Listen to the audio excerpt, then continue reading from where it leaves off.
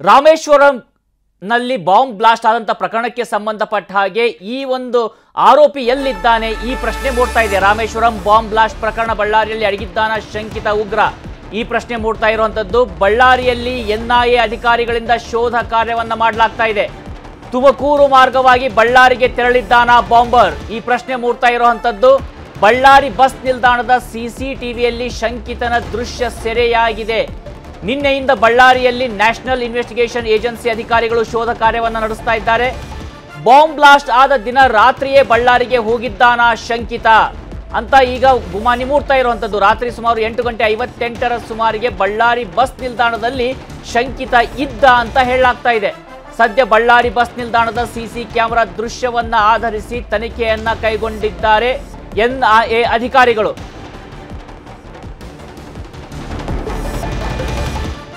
ಒಂದು ರೀತಿಯಿಂದ ಬೆಂಗಳೂರಿನ ಹೊಸ ಲ್ಯಾಂಡ್ ಮಾರ್ಕ್ ಆಗಿತ್ತು ಆ ಒಂದು ಹೋಟೆಲ್. ಅದರ ಮೇಲೆ ಅಲ್ಲಿ ಬಾಂಬ್ ದಾಳಿ ಆದಂತ ಸಂದರ್ಭ, ಹೀಗಾಗಿ ಸಾಕಷ್ಟು ಚರ್ಚೆಗೂ ಕೂಡ ಇದು ಈಡಾಗಿತ್ತು.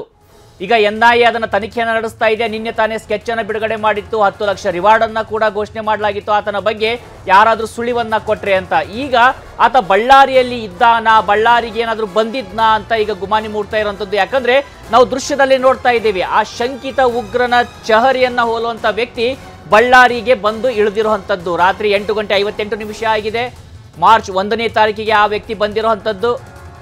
ಹೀಗಾಗಿ ಆತ ಶಂಕಿತ ಬಳ್ಳಾರಿಗೆ ಬಂದಿದ್ದಾನ. ಬಳ್ಳಾರಿಗೆ ಬಂದಿದ್ರೆ ಅಲ್ಲಿಂದ ಎಲ್ಲಿಗೆ ಹೋದ, ಅಲ್ಲಿಂದ ಯಾವ ರೀತಿಯಾಗಿ ಆತ ಪ್ರಯಾಣವನ್ನ ಮಾಡಿರಬಹುದು, ಹೀಗೆ ಸಹಜವಾಗಿ ಸಾಕಷ್ಟು ಪ್ರಶ್ನೆಗಳು ಮೂಡ್ತಾ ಇದ್ದಾವೆ. ಇನ್ನು ಆತ ಬಳ್ಳಾರಿ ಮೂಲದವನ ಅಥವಾ ಬಳ್ಳಾರಿಗೆ ಬಂದಂತವನ, ಇಂಥ ಪ್ರಶ್ನೆಗಳು ಕೂಡ ಸದ್ಯ ಇರ್ತಾ ಇರುವಂತದ್ದು. ಇನ್ನು ಎನ್ಐಎ ತನಿಖೆಯನ್ನು ನಡೆಸ್ತಾ ಇದೆ ಆ ನಿಟ್ಟಿನಲ್ಲಿ. ಇನ್ನು ಬಳ್ಳಾರಿ ಬಸ್ ನಿಲ್ದಾಣದಿಂದ ನಮ್ಮ ಪ್ರತಿನಿಧಿ ಪ್ರತ್ಯಕ್ಷ ವರದಿಯನ್ನ ಕೊಟ್ಟಿದ್ದಾರೆ, ನೋಡೋಣ. ಬೆಂಗಳೂರಿನ ರಾಮೇಶ್ವರ ಕೆಫೆ ಬ್ಲಾಸ್ಟ್ ಪ್ರಕರಣ ತನಿಖೆಗೆ ಸಂಬಂಧಪಟ್ಟಂಗೆ ಎನ್ಐಎ ತಂಡ ಈಗ ಬಳ್ಳಾರಿ ಕೂಡ ಆಗಮಿಸಿರ್ತಕ್ಕಂಥದ್ದು. ತನಿಖೆ ಸಾಕಷ್ಟು ಚುರುಕುಗೊಂಡಿರ್ತಕ್ಕಂಥದ್ದು. ನಿನ್ನೆ ರಾತ್ರಿಯಿಂದ ಕೂಡ ಬಳ್ಳಾರಿಯ ಬಸ್ ನಿಲ್ದಾಣದಲ್ಲಿ ಎನ್ಐಎ ತಂಡ ಒಂದು ತನಿಖೆಯನ್ನು ಕೂಡ ಮಾಡ್ತಾ ಇದೆ. ಯಾಕೆಂತಂದರೆ ಒಂದು ಶಂಕಿತ ಆರೋಪಿ ಬಳ್ಳಾರಿಯ ಬಸ್ ನಿಲ್ದಾಣಕ್ಕೆ ಕೂಡ ಬಂದಿದ್ದ ಅನ್ನೋ ಸಂಬಂಧಪಟ್ಟಂಗೆ ಸಾಕಷ್ಟು ಪುರಾವೆಗಳು ಕೂಡ ಈಗ ಎನ್ಐಎ ತಂಡಕ್ಕೆ ಕೂಡ ಸಿಕ್ಕಿರ್ತಕ್ಕಂಥ ಹಿನ್ನೆಲೆಯಲ್ಲಿ ನಿನ್ನೆ ರಾತ್ರಿಯಿಂದ ಎನ್ಐಎ ತಂಡ ಬಳ್ಳಾರಿ ಬಸ್ ನಿಲ್ದಾಣದಲ್ಲಿ ಬೀಡುಬಿಟ್ಟು ಇಲ್ಲಿನ ಸಿಸಿ ಕ್ಯಾಮೆರಾಗಳನ್ನು ಕೂಡ ಪರಿಶೀಲನೆ ಕೂಡ ಮಾಡ್ತಾ ಇದೆ. ಬಳ್ಳಾರಿಯ ಪ್ರಮುಖ ಬಸ್ ನಿಲ್ದಾಣದಲ್ಲಿ ಸುಮಾರು 10ರಿಂದ 12 ಸಿಸಿ ಕ್ಯಾಮ್ರಾಗಳನ್ನು ಕೂಡ ಅಳವಡಿಸಿರ್ತಕ್ಕಂಥದ್ದು. ಈ ಸಿಸಿ ಕ್ಯಾಮ್ರಾದಲ್ಲಿ ಶಂಕಿತ ಆರೋಪಿಯ ಚಲನವಲನವನ್ನು ಕೂಡ ಈಗ ಎನ್ಐಎ ತಂಡ ಪರಿಶೀಲನೆ ಕೂಡ ಮಾಡ್ತಾ ಇದೆ.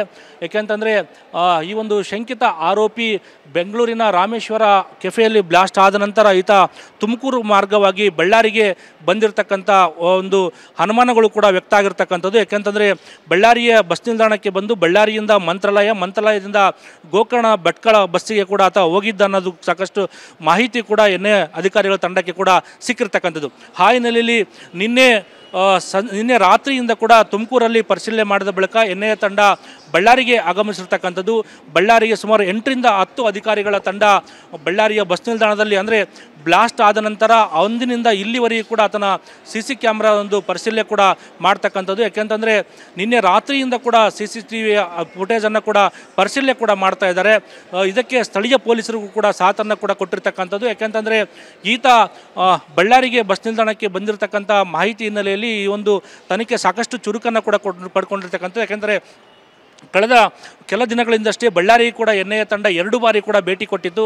ಏಕೆಂತಂದರೆ ಕೆಲವು ಅನುಮಾನಾಸ್ಪದ ವ್ಯಕ್ತಿಗಳನ್ನು ಕೂಡ ವಶಕ್ಕೆ ಪಡೆದು ವಿಚಾರಣೆ ಕೂಡ ಮಾಡ್ತಾ ಇತ್ತು. ಈಗ ಮತ್ತೆ ಅದೇ ಎನ್ಐಎ ತಂಡ ಮತ್ತೆ ಆ ಒಂದು ಪ್ರದೇಶಕ್ಕೆ, ಅಂದರೆ ಬಳ್ಳಾರಿಯ ಕೋಲ್ಬಜಾರ್ ಪ್ರದೇಶಕ್ಕೆ ಕೂಡ ಎನ್ಐಎ ತಂಡ ಬೆಳಿಗ್ಗೆ ಕೂಡ ಭೇಟಿ ಕೊಟ್ಟು ಅಲ್ಲಿ ಕೂಡ ಮಾಹಿತಿ ಕಲೆ ಹಾಕಂಥ ಕೆಲಸ ಕೂಡ ಮಾಡ್ತಾ ಇದೆ. ಏಕೆಂದರೆ ಇನ್ನೂ ಕೂಡ ಎನ್ಐಎ ಅಧಿಕಾರಿಗಳು ಬಳ್ಳಾರಿಯ ನನ್ನ ಹಿಂಭಾಗದಲ್ಲಿರ್ತಕ್ಕಂಥ ಬಸ್ ನಿಲ್ದಾಣದ ಕಂಟ್ರೋಲ್ ರೂಮ್ ಏನಿದೆ, ಕಂಟ್ರೋಲ್ ರೂಮಲ್ಲಿ CCTV ಫುಟೇಜನ್ನು ಪರಿಶೀಲನೆ ಕೂಡ ಮಾಡ್ತಾ ಇದ್ದಾರೆ. ಯಾಕೆಂತಂದರೆ ಆತ ಆ ಒಂದು ಬಸ್ಸಲ್ಲಿ ಬಂದಿರತಕ್ಕಂಥದ್ದು ಬಸ್ ನಿಲ್ದಾಣದಲ್ಲಿ ಏನಾದರೂ ಇಳಿದಿದ್ದ ಅಥವಾ ಇಲ್ಲಿಂದ ಮತ್ತೆ ಬೇರೆ ಕಡೆ ಎಲ್ಲಿಗಾದರೂ ಹೋಗಿರ್ಬೋದು ಅನ್ನೋ ಸಂಬಂಧಪಟ್ಟಂಗೆ ಅನುಮಾನದ ಮೇಲೆ ಎನ್ಐಎ ತಂಡ ಕೂಡ ಈಗ CCTV ಫುಟೇಜನ್ನು ಕೂಡ ಪರಿಶೀಲನೆ ಮಾಡ್ತಾ ಇದೆ. ನಿನ್ನೆ ರಾತ್ರಿಯಿಂದ ಕೂಡ CCTV ಫುಟೇಜನ್ನು ಸುಮಾರು 8ರಿಂದ 10 ಅಧಿಕಾರಿಗಳ ತಂಡ ಪರಿಶೀಲನೆ ಕೂಡ ಮಾಡ್ತಾ ಇದೆ. ಆದರೆ ಇಲ್ಲಿಂದ ಆತ ಎಲ್ಲಿಗೆ ಸಂಚಾರ ಮಾಡಿದ, ಮಂತ್ರಾಲಯಕ್ಕೆ ಹೋಗಿರ್ತಕ್ಕಂಥದ್ದು ನಿಜನಾ ಅಥವಾ ಮಂತ್ರಾಲಯದಿಂದ ಗೋಕರ್ಣದಿಂದ ಕಡೆಯಿಂದ ಭಟ್ಕಳ ಕಡೆ ಏನಾದರೂ ಹೋಗಿರ್ಬೋದು ಅಂತ ಮಟ್ಟಿಗೆ ಎನ್ಐಎ ಅಧಿಕಾರಿಗಳು ಕೂಡ ಮಾಹಿತಿಯನ್ನು ಕೂಡ ಕಲೆ ಆಗ್ತಾ ಇದ್ದಾರೆ. ಒಟ್ಟು ರಾಮೇಶ್ವರ ಕೆಫೆ ಬ್ಲಾಸ್ಟ್ ಪ್ರಕರಣ ಸಾಕಷ್ಟು ತನಿಖೆ ಕೂಡ ಸಾಕಷ್ಟು ಚುರುಕನ್ನು ಕೂಡ ಕೊಂಡಿರ್ತಕ್ಕಂಥದ್ದು.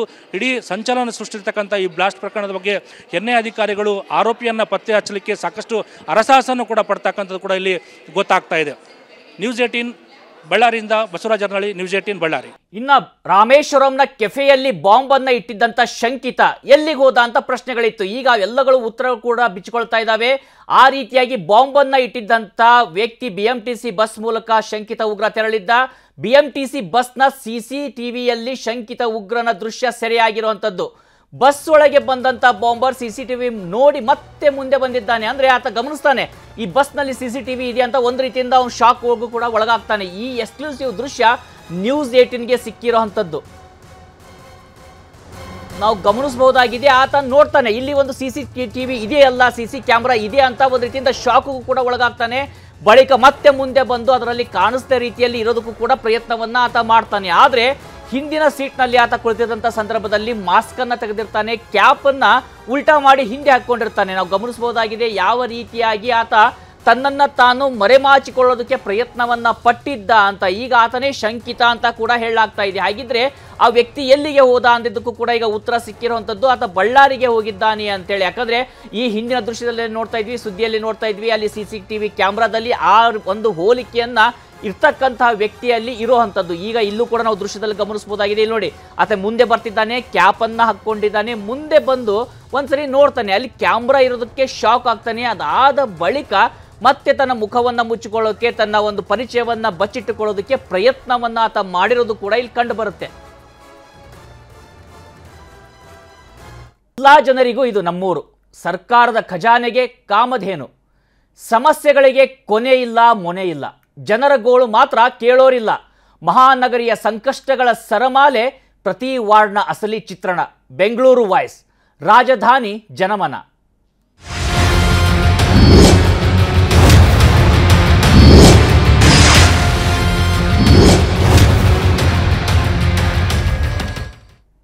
ಬೆಂಗಳೂರಿನ ಕಾಡಗೋಡಿ ವಾರ್ಡ್ನಲ್ಲಿ 10 ಸಮಸ್ಯೆಗಳು ಎದುರಾಗ್ತಾ ಇದ್ದಾವೆ. ಪ್ರತಿನಿತ್ಯ ನಡೀತಿರುವಂತಹ ಸಮಸ್ಯೆ ಇದು.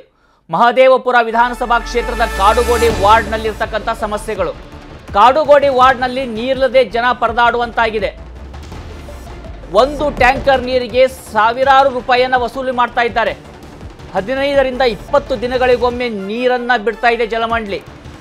ಇಲ್ಲಿ ಕುಡಿಯೋದಕ್ಕೂ ಕೂಡ ನೀರಿಲ್ಲದೆ ವಾರ್ಡ್ನ ಜನ ಪರದಾಡುವಂಥ ಸ್ಥಿತಿ ನಿರ್ಮಾಣ ಆಗಿರುವಂಥದ್ದು. ಎಲ್ಲ ನೀರಿನ ಕನೆಕ್ಷನ್ PGಗಳಿಗೆ ಹೋಗುತ್ತೆ. ಈ ಹಿನ್ನೆಲೆಯಲ್ಲಿ ಜನರಿಗೆ ನೀರು ಸಿಗೋದೇ ಇಲ್ಲ ಅಂತ ಸ್ಥಳೀಯರು ಆರೋಪವನ್ನ ಮಾಡ್ತಾ ಇದ್ದಾರೆ. ಅಧಿಕಾರಿಗಳಿಗೆ ಕೇಳಿದ್ರೆ ಬೇಜವಾಬ್ದಾರಿ ಉತ್ತರವನ್ನ ಕೊಡ್ತಾರೆ.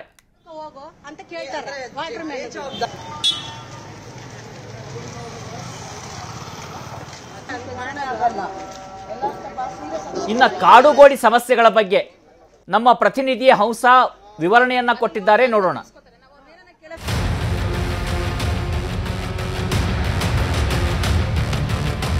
ಬೆಂಗಳೂರು ವಾಯ್ಸ್ನಲ್ಲಿ ಇವತ್ತು ಮಹದೇವಪುರ ವಿಧಾನಸಭಾ ಕ್ಷೇತ್ರದ ಕಾಡುಗೋಡಿ ವಾರ್ಡ್ ನಂಬರ್ 104 ನಲ್ಲಿರುವಂತಹ ಸಮಸ್ಯೆಗಳನ್ನ ನಾನು ನಿಮಗೆ ತೋರಿಸೋದಕ್ಕೆ ಮುಂದಾಗಿದ್ದೀನಿ. ಯಾಕಂತ ಹೇಳಿದ್ರೆ ಇಲ್ಲಿನ ವಾರ್ಡ್ನ ಜನರ ಸಮಸ್ಯೆ ಪ್ರಮುಖವಾಗಿ ಇರುವಂತದ್ದು ಕುಡಿಯುವ ನೀರಿನ ಸಮಸ್ಯೆ. ಬೇರೆ ಕಡೆಗಳೆಲ್ಲವೂ ಕೂಡ ನಾವು 3 ದಿನಕ್ಕೆ 4 ದಿನಕ್ಕೆ ನೀರು ಬಿಡೋದನ್ನ ನೋಡಿದ್ವಿ. ಆದ್ರೆ ಇಲ್ಲಿ ಈ ಜನರಿಗೆ 10 ದಿನಗಳಿಗೊಂದ್ಸರಿ ನೀರು ಸಿಗುತ್ತೆ. ನಿಜವಾಗ್ಲೂ ಇದನ್ನ ಊಹೆ ಮಾಡ್ಕೊಳ್ಳೋಕ್ಕೂ ಆಗೋದಿಲ್ಲ. ಇದು ನಮ್ಮ ಬೆಂಗಳೂರಿನ ಮಧ್ಯೆ ಇರುವಂತಹ BBMP ವ್ಯಾಪ್ತಿಗೆ ಒಳಪಡುವಂತಹ ವಾರ್ಡ್ನ ಪರಿಸ್ಥಿತಿ ಈ ರೀತಿ ಆದ್ರೆ ಇನ್ನು ಬೆಂಗಳೂರು ಔಟ್ಸ್ಕರ್ಟ್ನ ಪರಿಸ್ಥಿತಿ ಯಾವ ರೀತಿ ಇರಬಹುದು ಅನ್ನುವಂಥದ್ದು ನಿಜವಾಗ್ಲೂ ಊಹೆ ಮಾಡ್ಕೊಳ್ಳೋಕ್ಕಾಗೋದಿಲ್ಲ. ಕೇವಲ ಇದು ಕುಡಿಯುವ ನೀರಿನ ಸಮಸ್ಯೆ ಮಾತ್ರ ಅಲ್ಲ, ಇದ್ರ ಜೊತೆಗೆ ಏನು ಇಲ್ಲಿ ರೇಷನ್ ಅನ್ನು ಕೂಡ ಸರಿಯಾಗಿ ಒಂದು ವಿತರಣೆ ಮಾಡ್ತಿಲ್ಲ ಅನ್ನುವಂತಹ ಒಂದು ಆರೋಪವನ್ನು ಕೂಡ ಈಗ ಜನರು ಮಾಡ್ತಿರುವಂತದ್ದು. ಹೀಗಾಗಿ ಈ ವಾರ್ಡ್ನ ಜನರಿಗೆ ಬೇಸಿಗೆ ಇರುವಂತಹ ಸಂದರ್ಭದಲ್ಲಿ ನೀರಿಗೆ ಏನ್ ಮಾಡೋದು ಅಂತ ಗೊತ್ತಾಗದೆ ಟ್ಯಾಂಕರ್ ಗಳಿಂದ ನೀರನ್ನು ತರಿಸಿಕೊಂಡು ಸಾವಿರಾರು ರೂಪಾಯಿಗಳನ್ನ ಒಂದು ನೀರಿಗೋಸ್ಕರನೇ ಒಂದು ನೀಡುವಂತಹ ಪರಿಸ್ಥಿತಿ ಎದುರಾಗಿರುವಂತದ್ದು. ಹಾಗಾದ್ರೆ ಇಲ್ಲಿನ ಜನರಿದ್ದಾರೆ, ಅವ್ರನ್ನೇ ನಾನು ಮಾತನಾಡಿಸ್ತೀನಿ. ಅವರ ಸಮಸ್ಯೆಗಳೇನು, ಅವ್ರ ಇದ್ರ ಬಗ್ಗೆ ಏನ್ ಹೇಳ್ತಾರೆ ಅಂತ. ಮೇಡಮ್ ನಮಸ್ತೆ, ಎಷ್ಟು ವರ್ಷದಿಂದ ಈ ಏರಿಯಾದಲ್ಲಿ ಇದ್ದೀರಾ ಮೇಡಮ್? ನಾವು 10 years ಇಂದ ಇದ್ದೀವಿ. ನೀರಿನ ಸಮಸ್ಯೆ ತುಂಬಾ ಇದೆ ಅಂತ ಹೇಳಿ. ಇಲ್ಲಿ ತುಂಬಾ ನೀರಿನ ಸಮಸ್ಯೆ ಇದೆ. ಇಲ್ಲಿ ನೀರು ಆಕ್ಚುಲಿ ಬರೋದೇ ಇಲ್ಲ. ಎಲ್ಲ PGಗಳಿಗೆ ಹೋಗುತ್ತೆ. ಒಂದು ಟ್ರ್ಯಾಕ್ಟರ್ ಬಂದ್ಬಿಟ್ಟು 1200 1300 ಇದೆ. ಬಡಬಗರೆಲ್ಲ ಹೇಗೆ ತಗೊಂತಾರೆ? ಓಟ್ ಕೇಳ್ಬೇಕಾದ್ರೆ ಬಂದು ಓಟ್ ಕೇಳ್ತಾರೆ, ನೀರಿದೆಯಾ ಅಂತ ಬಂದು ಕೇಳೋದಿಲ್ಲ. ನಮಗೆ ನೀರು ಬೇಕೇ ಬೇಕು. ಈ ನೀರಿನ ಸಮಸ್ಯೆ ಇಡೀ ಊರಿಗಾಗಿದೆ. ಊರಿನ ಸಮಸ್ಯೆ ನಮ್ಮ ಸಮಸ್ಯೆ. ಸೊ ನಮ್ಗೆ ದಯವಿಟ್ಟು ನೀರು ಸ್ವಲ್ಪ ಅನುಕೂಲ ಮಾಡಿಕೊಡಿ ಅಂತ ನನ್ನ ಬೇಡಿಕೆ. ಮೇಡಮ್ ಹೇಳಿ, ನೀರು ಬರೋದಿಲ್ಲ, ಸೊ ಏನ್ ಮಾಡ್ತೀರಾ ವ್ಯವಸ್ಥೆ? ಏನ್ ಬೇರೆ ಅಂದ್ರೆ ನಮ್ಗೆ ಇವಾಗ ತುಂಬಾ ಪ್ರಾಬ್ಲಮ್ ಆಗಿದೆ ನೀರಿಗಂತೆ. ಅಂದ್ರೆ ಕೆಲಸಕ್ಕೆ ಕಾರ್ಯಕ್ರಮಕ್ಕೆ ಹೋಗಿ ಬರೋರಿಗೆ ಹೆಂಗೆ ಬೆಳಗೋದ್ರೆ ಸಾಯಂಕಾಲ ಬಂದು ಯಾವ ಟೈಮ್ ನೀರು ಬಿಡ್ತಾರಂತ ಗೊತ್ತಾಗಲ್ಲ. ನಾವು ಬಾಡಿಗೆ ಮನೆಯವರೆಲ್ಲ ಹೆಂಗೆ ನಾವು ಜೀವನ ಮಾಡೋದು? ನೀರು ಬಿಟ್ರೆ ನಮಗೆ ಜೀವನ ನಡೆಯೋದು ನೀರಿಂದಾನೆ. ನೀರೇ ಇಲ್ಲ ಅಂದ್ರೆ ಹೆಂಗೆ ನಾವು ಬದುಕೋದು? ಸುಮಾರು 10 ವರ್ಷಗಳಿಂದ ಎಲ್ಲ ಪ್ರಾಬ್ಲಮ್ಸ್ ನಡೀತಾ ಇದೆ ಇಲ್ಲಿ. ಇದರಿಂದ ನೀವು ಒಂದು ಸಮಸ್ಯೆಯನ್ನು ಬಗೆಹರಿಸಬೇಕಂತ ನಿಮ್ಮ ಹತ್ರ ನಾವು ಕೋರಿಕೊಳ್ಳುತ್ತೀವಿ. ಮೇಡಮ್, ಬೇಸಿಗೆ ಶುರುವಾಗಿದೆ, ಈಗನೇ ಎಷ್ಟೊಂದು ನೀರಿಗೆ ಪ್ರಾಬ್ಲಮ್ ಆಗಿದೆ. ಸೊ ಇನ್ನು ಮುಂದೆ ಹೋದ್ರೆ ಯಾವ ರೀತಿ ಸಮಸ್ಯೆನೇ ಆಗುತ್ತೆ? ಯಾಕಂದ್ರೆ 10 ದಿನಕ್ಕೊಂದ್ಸರಿ ನೀರ್ ಬಿಟ್ರೆ ಏನ್ ಮಾಡೋದಂತ ಮೇಡಮ್ ಅವ್ರ ಏನಂತಾರಂದ್ರೆ, ನೀರ್ ಕೇಳಿದ್ರೆ ನೀರೇ ಬಿಡಲ್ಲ. ಇಷ್ಟ ಇದ್ರೆ ನೀವ್ ಎಲ್ಲಿ ಕಂಪ್ಲೇಂಟ್ ಮಾಡ್ತೀರಾ ಕಂಪ್ಲೇಂಟ್ ಮಾಡ್ಕೋ, ಓಟ್ ಟೈಮಲ್ಲಿ ಮಾತ್ರ ಕರೆಕ್ಟ್ ಆಗಿ ಕನ್ಫರ್ಮ್ ಆಗಿ ಬರ್ತಾರೆ. ನಾವ್ ಯಾರು ಕೇಳ್ಬೇಕು? ಹೋಗ್ಬಿಟ್ಟು ಓಡ್ಬೇಕಂತ ಹೇಳ್ತಾ ಇರ್ತಾನೆ, ಬಂದು ಮಾತಾಡ್ಬೇಕು ಎಲ್ಲಾರು. ಊರಲ್ಲಿ ಯಾರು ದೊಡ್ಡ ಮನುಷ್ಯರು ಇರೋದು? ಇವ್ರು ಹೆಂಗೋ ಇದ್ದಾರೆ, ಎಲ್ಲಾರ್ಗೂ ಮೈಂಟೈನ್ ಮಾಡ್ತಾ ಇದ್ದಾರೆ.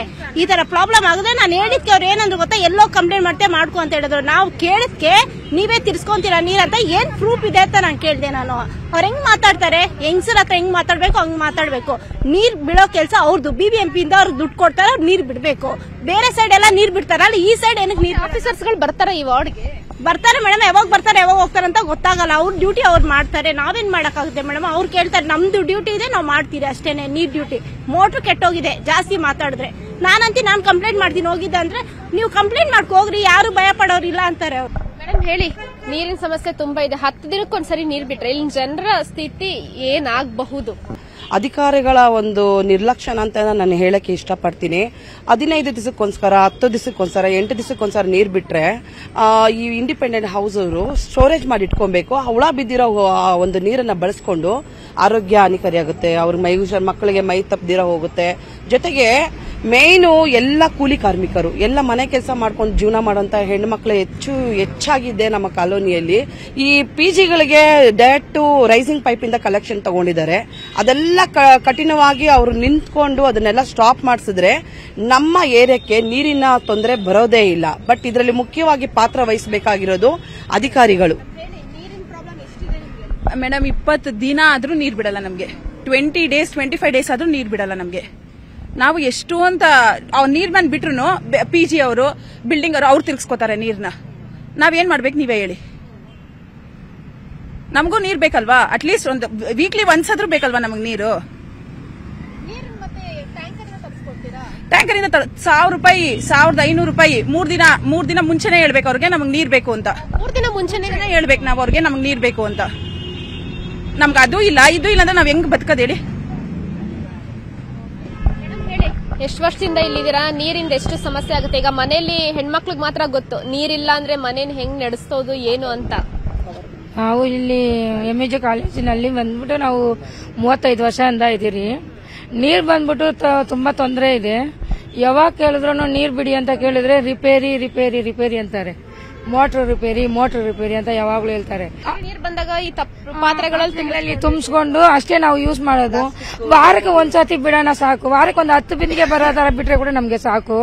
ಈ ತರ ನಾವು ಯಾರಿಗಾದ್ರು ಕಂಪ್ಲೇಂಟ್ ಮಾಡ್ತೀವನ ಅಂತ ಹೇಳಿದ್ರೆ, ಯಾರು ಕಂಪ್ಲೇಂಟ್ ಮಾಡ್ತೀವ ಮಾಡ್ಕೊ, ನಾವು BBMP ಆಫೀಸ್ ಅವರೆಲ್ಲ ಗೊತ್ತು. ನಾ ತರ ನಾವು ಹೇಳ್ತೀವಿ ಅಂದ್ರೆ ಯಾರ್ಗೆ ಹೇಳ್ತೀವಿ ಮೋಟರ್ ರಿಪೇರಿ ಬಿಡಕ್ ಆಗೋದಿಲ್ಲ, ಏನ್ ಮಾಡ್ತೀರಾ ಮಾಡ್ಕೊಳ್ಳಿ ಅಂತ ಹೇಳ್ತಾ ಇದಾರೆ. ನಾವ್ ಏನ್ ಮಾಡೋದು ಗೊತ್ತಿಲ್ಲ ಮೇಡಮ್. ಹೇಳಿ, ಏನಿದೆ ಸಮಸ್ಯೆ? ಅದೇ ನೀರಿನ ತುಂಬಾ ತೊಂದರೆ ಇದೆ. ಆಕ್ಚುಲಿ ಏನಂದ್ರೆ ಇಲ್ಲಿರೋ ಬೋರ್ಗಳೆಲ್ಲ ಕೆಟ್ಟೋಗಿ ಯಾವ್ದೋ ಒಂದು 2 ಬೋರ್ ಮಾತ್ರ ವರ್ಕ್ ಆಗ್ತಾ ಇದೆ. ಆ 2 ಬೋರಲ್ಲಿ ಬರೋ ನೀರುಗಳನ್ನ ಈ PGಗಳವರು ಏನ್ ಮಾಡ್ತಾ ಇದಾರೆ ಅಂದ್ರೆ ನೈಟ್ ಫುಲ್ ನೈಟ್ಗಳಲ್ಲಿ ಅವರು ಎಲ್ಲ ತಿರ್ಸ್ಕೊಳೋದು, ಅವ್ರ ಸ್ವಂತ PGಗಳಿಗೆ ಬಳಸ್ಕೊಳೋದು, ಕಮರ್ಷಿಯಲ್ ಮಾಡ್ಕೊಂತ ಇದಾರೆ. ಇಲ್ಲಿ ಇರೋ ಸ್ಥಳೀಯರಿಗಂತೂ ನೀರು ಸಿಗ್ತಾ ಇಲ್ಲ, ತುಂಬಾ ತೊಂದರೆದಲ್ಲಿದ್ದಾರೆ. ದಯವಿಟ್ಟು ಇದನ್ನ ಅಧಿಕಾರಿಗಳು ಎಚ್ಚೆತ್ಕೊಂಡು ಇವಾಗಲೇ ಅದಕ್ಕೆ ಏನೋ ಒಂದು ಈಗ ಬೇಸಿಗೆ ಸ್ಟಾರ್ಟ್ ಆಯಿತು, ಇವಾಗ ಅದಕ್ಕೆ ಒಂದು ಎಚ್ಚರಿಕೆ ತಗೊಂಡು ಅದನ್ನ ಏನೋ ಒಂದು ಮಾಡಿಕೊಂಡ್ರೆ ನೀರು ಎಲ್ಲರಿಗೂ ಅನುಕೂಲ ಆಗೋ ಥರ ಮಾಡಿಕೊಡ್ಬೇಕು ಅಂತ ಅವ್ರ ಅಧಿಕಾರಿಗಳಲ್ಲಿ ವಿನಂತಿ. ಇದೇ ಏರಿಯಾದಲ್ಲಿದ್ದೀರಾ, ಎಷ್ಟು ನೀರಿನ ಸಮಸ್ಯೆ ಆಗ್ತಿದೆ? ತುಂಬಾ ನೀರಿನ ಸಮಸ್ಯೆ ಆಗ್ತೈತೆ ಮೇಡಮ್. ಎಲ್ಲಾರ್ಗೂ ಹೋಗ್ತಾ ಇರುತ್ತೆ, ಒಬ್ಬೊಬ್ರು ಬರ್ತಾ ಇರುತ್ತೆ, ಒಬ್ಬೊಬ್ರು ಬರ್ತಾ ಇರಲ್ಲ. 1.5 ತಿಂಗಳು ಆಗೈತೆ ನಮ್ಮ ಮನೆಗೆ ನೀರು ಬಂದು. 1.5 ತಿಂಗಳು ಆಗೈತೆ. ಕೇಳಷ್ಟು ಕಿವಿಗಳ ಮೇಲೆ ಹಾಕೋಣಲ್ಲ. ಎಲ್ಲಾರ್ಗೂ ಹೋಗಿ ಹೇಳ್ತಾನೆ ಇದ್ದೀರಿ. ಆದ್ರೆ ಈ ಕಿವಿಗೆ ಹಾಕೊಂಡ್ರೆ ಆ ಕಿವಿಗೆ ಬಿಟ್ಬಿಡ್ತಾರ. ನೀನ್ ಯಾರನ್ನ ಕೇಳ್ಕೊಳೋದು ಯಾರನ್ನ ಬಿಡೋದಂತ ಒಂದು ಅರ್ಥ ಆಗ್ತಾ ಇಲ್ಲ ನಮ್ಗೆಲ್ಲ. ನ್ಯಾಯ ದೊರಸ್ಕೊಡ್ರಿ ನೀವು. ನೀರಿಲ್ಲ ಅಂದ್ರೆ ಏನ್ ಮಾಡೋದು? ಟ್ಯಾಂಕರ್ಗ ಇದು ಮಾಡಿದ್ರೆ ನಮ್ದು ಸೊಂದಿಯಲ್ಲಿರೋದು ಉದ್ದ ಪೈಪ್ ಬೇಕು ಅಂತಾರ, 1000 ರೂಪಾಯಿ ಕೇಳ್ತಾರ. ಯಾರನ್ನ ಕೇಳೋದು ನಾವು? 1000 ರೂಪಾಯಿಗೆ ಕೊಡಂಗಿದ್ದೀರಾ? ಕೇಳಿ ಸಾಕಾಗ್ಬಿಟ್ಟೈತೆ ನಮ್ಗೆಲ್ಲ. ಏನೋ ಒಂದು ನ್ಯಾಯ ನೋಡಿ ಬಂದ ಸೊಂದುಗಳಿಗೆ ಸ್ವಲ್ಪ ನ್ಯಾಯ ದೊರಸ್ಕೊಡ್ರಿ. ಇದಿಷ್ಟು ಇಲ್ಲಿನ ಸ್ಥಳೀಯರು ಹೇಳುವಂತಹ ಮಾತುಗಳಾಗಿದ್ದು. ಇಲ್ಲಿ ನೋಡೋದಾದ್ರೆ ಅಧಿಕಾರಿಗಳ ನಿರ್ಲಕ್ಷ್ಯ ತುಂಬಾನೇ ಎದ್ದು ಕಾಣ್ತಿದೆ. ಇಲ್ಲಿನ ಜನರು ನಮಗೆ 2 ದಿನಕ್ಕೊಂದ್ಸರಿ ಆದ್ರೂ ನೀರು ಬಿಡಿ ಅನ್ನುವಂತಹ ಒಂದು ರಿಕ್ವೆಸ್ಟ್ ಅನ್ನ ಮಾಡ್ತಿದ್ದಾರೆ. ಆದ್ರೂ ಕೂಡ ಅಧಿಕಾರಿಗಳು ಇದ್ರ ಬಗ್ಗೆ ಯಾವುದೇ ರೀತಿಯಾಗಿ ತಲೆಯನ್ನ ಕೆಡಿಸ್ಕೊಳ್ತಿಲ್ಲ.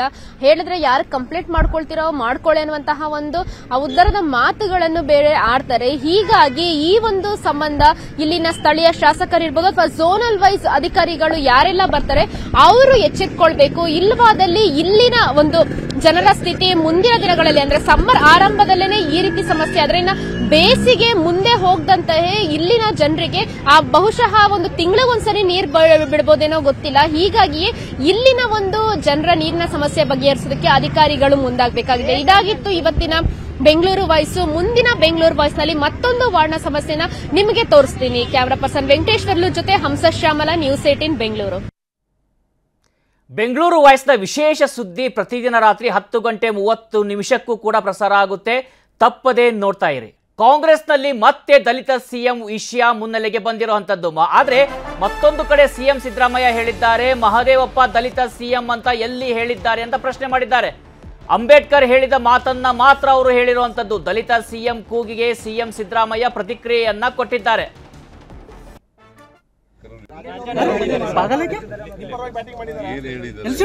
ನಾವು ಬಾಬಾ ಸಾಹೇಬ್ ಅಂಬೇಡ್ಕರ್ ಅವರು ಹೇಳಿದ ಮಾತನ್ನ ರಿಪೀಟ್ ಮಾಡಿದ್ದಾರೆ. ಏನ್ ಹೇಳಿದ್ದಾರೆ? ನಾವು ಬಾಬಾ ಸಾಹೇಬ್ ಅಂಬೇಡ್ಕರ್ ಅವರು ಹೇಳಿದ ಮಾತನ್ನ ರಿಪೀಟ್ ಮಾಡಿದ್ದಾರೆ. ಕನ್ನಡಿಗರ ಮೆಚ್ಚಿನ ನಿಮ್ಮ ನ್ಯೂಸ್ 18 ಕನ್ನಡ ಈಗ ವಾಟ್ಸ್ಆಪ್ನಲ್ಲಿಯೂ ಲಭ್ಯ.